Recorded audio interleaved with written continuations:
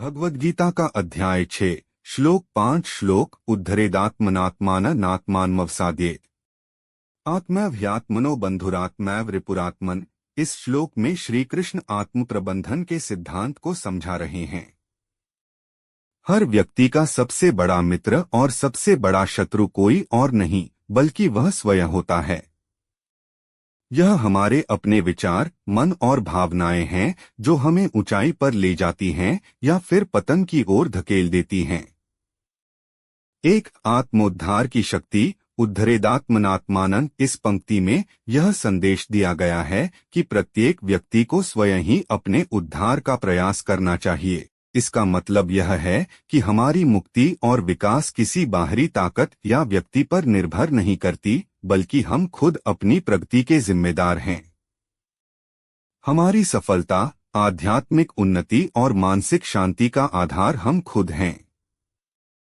यह आत्मनिर्भरता की भावना को प्रोत्साहित करता है। भगवद्गीता में यह बार बार बताया गया है कि आत्मा अमर है, लेकिन जब तक हम अपने मन और इंद्रियों को नियंत्रित नहीं करेंगे, तब तक हम अपनी आत्मा की शक्तियों का सही उपयोग नहीं कर पाएंगे। मन को अनुशासित करके व्यक्ति न केवल मानसिक शांति प्राप्त कर सकता है, बल्कि आध्यात्मिक रूप से भी प्रगति कर सकता है। 2 आत्मपतन से बचें, नात्मान्मवसाद्येत। अर्थात व्यक्ति को अपने मन और आत्मा का पतन नहीं करना चाहिए।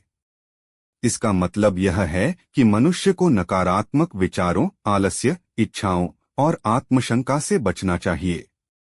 जब हम खुद को अवसाद, निराशा या नकारात्मकता में घिरा पाते हैं, तो यह हमारा स्वयं का पतन होता है।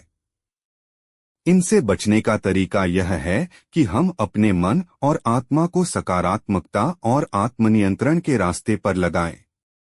3 आत्मा ही मित्र और शत्रु आत्मैव्यात्मनो बंधुरात्मैव रिपुरात्मन। इस भाग में कहा गया है कि आत्मा ही मनुष्य का मित्र भी है और शत्रु भी। अगर कोई व्यक्ति अपने मन को नियंत्रित कर लेता है तो वह उसका सबसे बड़ा मित्र बन जाता है। ऐसा व्यक्ति अपने जीवन के हर पहलू में सफलता प्राप्त कर सकता है, चाहे वह मानसिक शांति हो, आध्यात्मिक उन्नति हो या भौतिक सफलता। वहीं अगर व्यक्ति अपने मन और इच्छाओं पर नियंत्रण नहीं रख पाता है, तो वही मन उसका शत्रु बन जाता है और उसे पतन की ओर धकेल देता है। एक अराजक और असंतुलित मन इंसान के लिए दुख, चिंता और असंतोष का कारण बनता है। यह मनुष्य को उसकी असली क्षमता से वंचित कर देता है और उसे अज्ञानता और भ्रम में डाल देता है।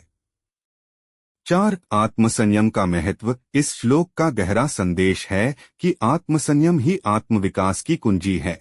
जब व्यक्ति अपने मन को अनुशासित करता है, अपनी इंद्रियों पर नियंत्रण रखता है और अपने विचारों को सकारात्मक दिशा में लगाता है, तब वह अपने जीवन में शांति और समृद्धि प्राप्त करता है।